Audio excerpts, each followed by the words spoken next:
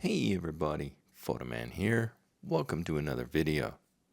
For new subscribers, welcome to the channel. Thanks for subscribing and checking out the videos.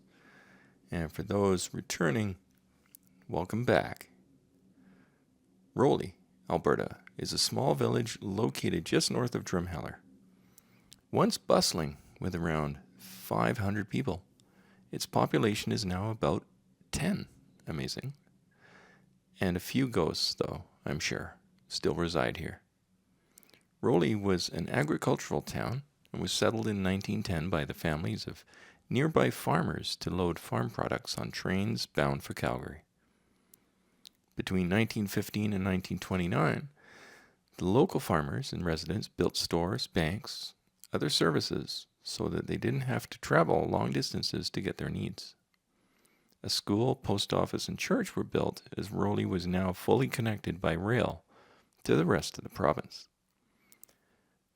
The Great Depression was the start of the decline of Rowley, and by the 1940s, people started packing up and using the train station to leave town. The town office was moved from Rowley to Morin.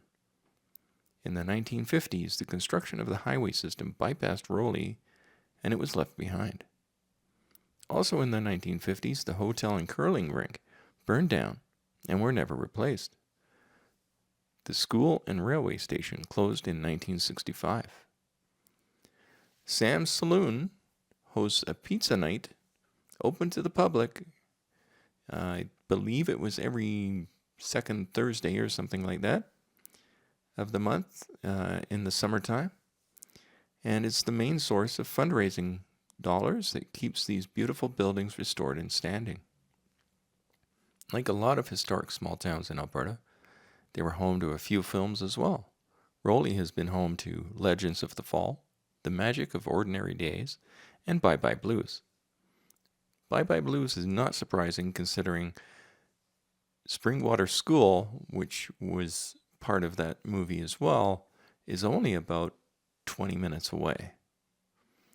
I've recently found out that the old large blue house on the north side of Rowley originally was used as a hospital, although it's looking in pretty rough shape now because the foundation is starting to crack.